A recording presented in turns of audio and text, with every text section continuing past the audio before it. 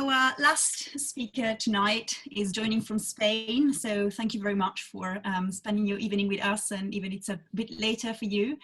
Her name is María Ramírez. She's a director of strategy at elDiario.es. I invited her to talk tonight because we all know how COVID has been really difficult for newsroom who have seen their audience and their participation grow, but it really struggled from a financial perspective with a hit on advertising and many collateral things. But elDiario has a great story because they managed to grow their audience, but also their revenue and their members and their newsroom throughout all this time. And so Maria will tell us what was the secret. Over to you, Maria. Hi, Federica, and hi, everybody. I'm really happy to join you here from Madrid, the current center of the pandemic in Europe. So some news over there. Well, maybe a word about elDiario. elDiario is a news outlet. It was born 8 years ago. Actually, our birthday is in a couple of days. September 18th, and it's mostly digital, although we have also a print magazine. It's very political. We are known for our scoops and our investigations, and we're also one of the leaders in subscriptions. We're the second largest now outlet in digital subscriptions in Spain after El País, which is a big legacy newspaper. And as Federica was saying, actually it has been a good year for us in some ways. Obviously, it's been really tough for the country, for the journalists covering this. We have our newsroom closed since March, but actually for the business of news, it's been a good time, surprisingly a good time. I'm gonna show you some graphs that are actually positive. So this is, well, I think a really common graph that we may see in other papers as well. Unique users from Comscore or readers are really growing and have grown since March. That's quite common, but that's not enough, and that has not been enough for many news outlets to really grow in revenue, because ads are going down, sort of going down. But actually what happened to us is that we have our biggest growth in members, in subscribers, since we began in 2012. And this happened in a very few weeks, just between March and April. In a month, we got over 20,000 extra members, which was the record for us.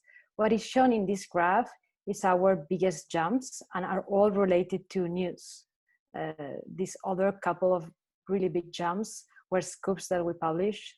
One's about the Panama Papers, and a particular case of a famous entrepreneur and journalist in Spain, popular politician and the governor of Madrid, who faked her master's degree, and well, lately COVID. So our biggest jumps are always related to news, but this was really a record for us. And what really happened is, well, this is revenue over time, and this is actually growing more in the first months of 2020, since March particularly. So how did we do it? Well, it all began with a letter from our editor-in-chief, Ignacio Escolar, who is also a very popular journalist in Spain. He wrote very honestly about the situation to our members by email, and also he published a story at elDiario. At the beginning of the pandemic, we were very worried, as everybody, because, well, advertising was suddenly collapsing. And there were many campaigns that were canceled, and we didn't know. It was really an uncertain time. So he actually just stated this. He explained that we journalists were going to get a cut in our salaries. Nobody was going to be fired, and that was the priority. But of course, he didn't know what would happen. So he proposed an increase in the price of the subscription from 60 to 80 euros. And I say propose because he actually say in that letter, it's some of our members who were probably suffering from COVID as well, from maybe uncertainty in their jobs. If they couldn't afford it, they would stay in the same price. And even as someone suggested, a member suggested, he also suggested that if someone needed a freeze in the subscription, we could do that as well for the months that were needed. But what happened afterwards is that the overwhelming majority of members actually accepted the increase in price. There were many more, these 20,000 more who came. And there were others who started saying to us that we should do more, like an extra, a way for them to get extra money. And we started that. It was an action that we didn't have before. So it was really so overwhelming that suddenly the reality became that half of our revenue came from members, was not the case before. And it was really an increase that we didn't expect, and actually was beyond our budget for this year, that this is going to be a record year in revenue for elDiario. Because in the end also, the advertising, at least in those months, was not as terrible as we predicted, at least in those months. It's kind of more tricky now. So it's good that we have all these members, because it's definitely getting trickier. And obviously the personal, the honesty, the personal approach that we took, and the honesty in the appeal was key, but also the job just being done. We did, and we're still doing, obviously, all the coverage with all the effort of our newsroom all the time, and to be clear, to be explanatory, and to be personal. I myself started a newsletter, a daily newsletter about coronavirus. And apart from trying to explain through the most painful moments of the pandemic in spring, it also became a way for readers to ask questions directly. They would send emails to me that I would answer. And it was usually very emotional emails with many problems and asking about health questions that obviously I was not an expert on, but I tried to just pull the resources that I could from our articles, from our experts, from the most reputable institutions in the world. And until very late hours at night, I would answer to these emails. And I will actually, even though there were many, I will remember the stories, and I will come back maybe when I found something more about something that someone asked for their child or their grandparent. So, and it was readers and members, it was both. We didn't do any distinction. And I think that all of that contributed to all these numbers. I'm showing now our secret dashboard, and that's how we actually check on members. And as you see, that this is the number of the current members. This is what we call mecenas. So it's the people who actually are choosing to pay more. So maybe 100 euros a year or more. This is the people who are choosing to just give us one single payment, but from the members as well. And this is the churn, which is very low. So most of the people are renewing every month or every year. And the way that we're always looking at it is that obviously, as many news outlets, we have huge numbers.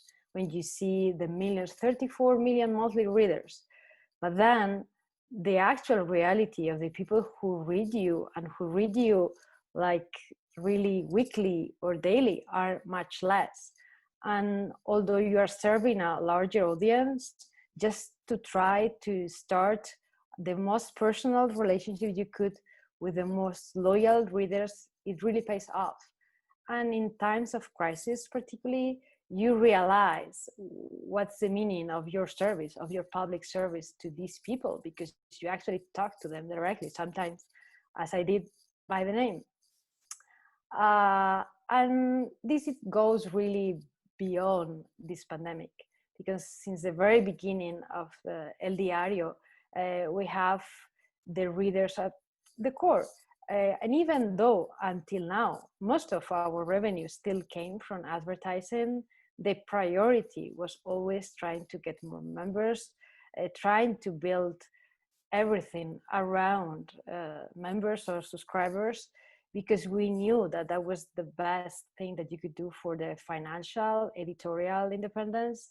And this really pays off in times of crisis, because you could rely on a sum of people, like one by one, as we're doing now. And that's not always the case with big companies, even though they obviously have much, much more money than just individual members. But actually, individual members are the ones who are still here. And it's going to be tough, probably in the next few months. We are actually thinking about that now. We're kind of even worried because, the pandemic is not going away. And we know it's going to be tough for advertising. It's already been worse in this autumn campaign. But we know now that elDiario is going to finish with a very good numbers this year. And in a way, crisis also allow us to build an even stronger relationship with the readers and with the members that we have. And I think that's a really good lesson for journalism going forward, because when this is over, maybe we will have also a healthier way of doing journalism, just depending more on readers and less on advertisers. And well, I will be happy to answer your questions. I could talk forever about elDiario, but I will be happy to take some questions too. Thanks, Maria. I'll take my prerogative as host to ask the first one, and everyone who has question, please post it in the chat. Make sure that you share with everyone so I can read them. I actually have two questions, but the first one is, in a way, you made it sound simple. You just need to go to your readers, be honest, be transparent, and ask for help. But it's not that simple, right? So what do you think is the most important thing that other people in the audience can start doing in order to then get to a situation where you've developed that kind of relationship with their readers, where you can ask for support and they will help you? Yeah, obviously it takes years because in all these jumps of readership and membership that we have over the years, there was always like the long tail of stories, of just scoops, of when you make a mistake, you just correct this mistake, of just listening to the audience, just even sometimes by email, by telephone, so the most rudimentary, boring ways that you can imagine, but just listen to them and be always humble about everything, your mistakes. And actually it's very personal. Our editor spends innumerable hours just answering emails, and it has always been like that. So when it came, the pandemic, it was sort of ready for this. We were actually a bit worried before the pandemic because the growth in members have sort of stuck in a way. And suddenly when something big happens, we know that readers are there, but it's really a long thing. I would say there's two parts. It's journalism, obviously, and just being close to the people, the journalists being close to the people, and also the tools, because we have now quite sophisticated tools to follow members, to see what's going on, if someone is really sort of maybe not reading elDiario anymore, not opening the newsletter. So we have also alarms in the structure to just follow those readers. But like the jump is really more about the journalism and the personal relationship you are building over time. Thank you.